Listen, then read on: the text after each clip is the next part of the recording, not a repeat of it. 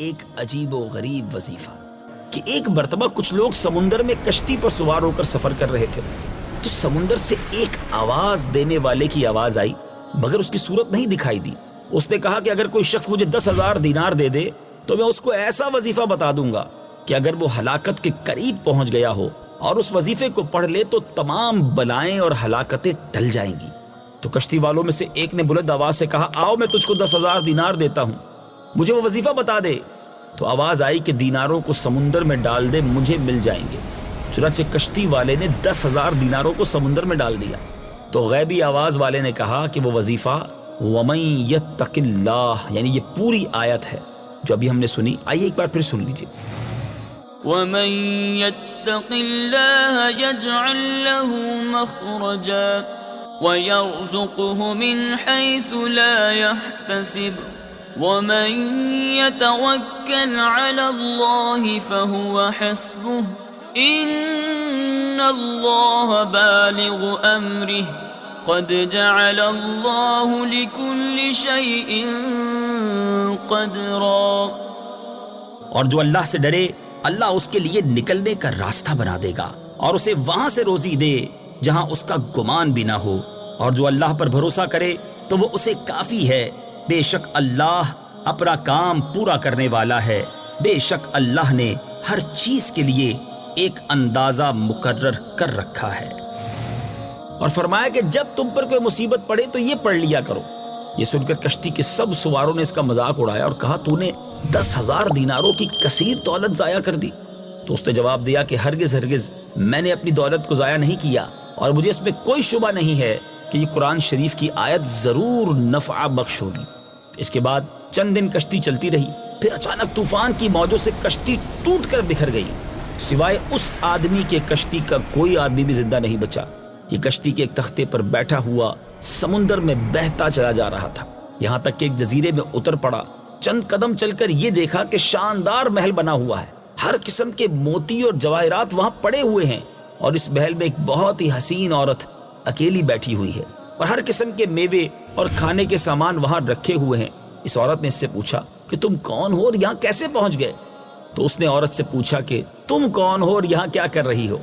تو اس عورت نے اپنا قصہ سنایا کہ میں بصرہ کے ایک عظیم تاجر کی بیٹی ہوں، میں اپنے باپ کے ساتھ سمندری سفر میں جا رہی تھی کہ ہماری کشتی ٹوٹ گئی، اور مجھے کوئی اچانک کشتی میں سے اچک کر لے بھاگا، اور میں اس جزیرے میں اس محل کے اندر اس وقت سے پڑی ہوں۔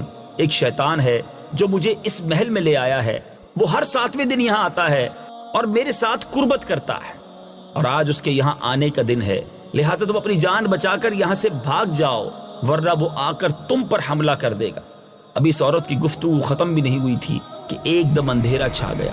تو عورت نے کہا کہ جلدی بھاگ جاؤ، وہ آ رہا ہے، ورنہ وہ تم کو ضرور ہلاک کر دے گا۔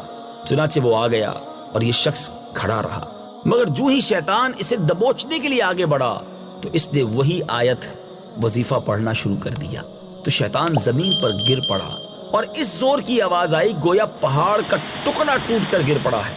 پھر وہ شیطان جل کر راکھ کا ڈھیر ہو گیا۔ یہ دیکھ کر عورت نے کہا کہ اللہ تعالیٰ نے تم کو فرشتہ رحمت بنا کر میرے پاس بھیج دیا ہے، تمہاری بدولت مجھے شیطان سے نجات ملی۔ پھر اس عورت نے اس مرد سے کہا کہ ان موتی جواہرات کو اٹھا لو اور اس محل سے نکل کر میرے ساتھ سمندر کے کنارے چلو، اور کوئی کشتی تلاش کر کے یہاں سے نکل چلو۔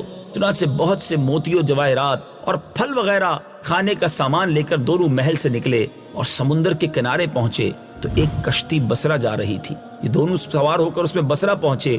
لڑکی کے والدین اپنی گمشدہ لڑکی کو پا کر بے حد خوش ہوئے اور اس مرد کے ممنون ہو کر اس کو بڑی عزت و احترام کے ساتھ اپنے گھر میں مہمان رکھا۔ پھر لڑکی کے والدین نے پوری سرگزشت سن کر دونوں کا نکاح کر دیا اور دونوں میاں بیوی بن کر رہنے لگے، اور تمام موتی و جواہرات جو دونوں جزیرے سے ساتھ لائے تھے وہ دونوں کی مشترکہ دولت بن گئے۔ اور اس عورت سے خداوند تعالیٰ نے اس مرد کو چند اولاد بھی دی، اور وہ دونوں بہت ہی محبت اور الفت کے ساتھ اپنی زندگی بسر کرنے لگے۔ سبحان اللہ۔ مفسرین نے فرمایا کہ عوف بن مالک اشجعی رضی اللہ تعالیٰ عنہ کے ایک فرزند جن کا نام سالم تھا مشرکوں نے غیر مسلموں نے گرفتار کر لی، تو عوف بن مالک رضی اللہ تعالیٰ عنہ بارگاہ رسالت میں حاضر ہوئے اور اپنی مفلسی اور فاقہ مستی کی شکایت کرتے ہوئے عرض کی کہ مشرکوں نے میرے بچے کو گرفتار کر لیا، جس کے صدمے سے اس کی ماں بے حد پریشان ہے. تو اس سلسلے میں اب مجھے کیا کرنا چاہیے؟ پیارے آقا علیہ الصلوۃ والسلام نے فرمایا تم صبر کرو اور پرہیزگاری کی زندگی بسر کرو، اور تم بھی بکثرت ولا حول ولا قوت الا باللہ العلی العظیم پڑھا کرو، اور بچے کی ماں کو بھی تاکید کر دو کہ وہ بھی کثرت سے یہ وظیفہ پڑھتی رہے. یہ سن کر عوف بن مالک اپنے گھر چلے گئے اور اپنی بیوی کو بھی وظیفہ بتا دیا. دونوں میاں بیوی اس وظیفے کو کثرت سے پڑھنے لگے. اسی درمیان میں وظیفے کا یہ اثر ہوا کہ ایک دن جو مشرکین تھے، کفار تھے، سالم کی طرف سے غافل ہو گئے، ان کے بیٹے کی طرف سے. اب وہ موقع پا کر ان غیر مسلموں کی قید سے نکل بھاگے اور چلتے وقت ان مشرکوں کی 4000 بکریاں اور 50 اونٹوں کو بھی ہاک کر ساتھ لے آئے. اپنے گھر پہنچ کر دروازہ کھٹکھٹایا. ماں باپ نے دروازہ کھولا تو حضرت سالم موجود تھے. ماں باپ بیٹے کی ناگہاں ملاقات سے بے حد خوش ہوئے، اور عوف بن مالک نے پیارے آقا علیہ الصلوۃ والسلام کو اپنے بیٹے کی سلامتی کے ساتھ قید سے رہائی کی خبر سنائی، اور یہ سوال بھی پوچھا کہ حضور یہ بکریاں اور اونٹ ان غیر مسلموں کی لے کر آ گئے ہیں، کیا یہ ہمارے لیے حلال ہیں؟ پیارے آقا علیہ الصلوۃ والسلام نے ان کو اجازت دے دی کہ وہ اونٹوں اور بکریوں کو جس طرح چاہیں استعمال کریں. سبحان اللہ، اللہ نے قید سے بھی رہائی دے دی. اور میٹھے اسلامی بھائیوں، بہت سارا مال بھی انہیں ہاتھ آیا.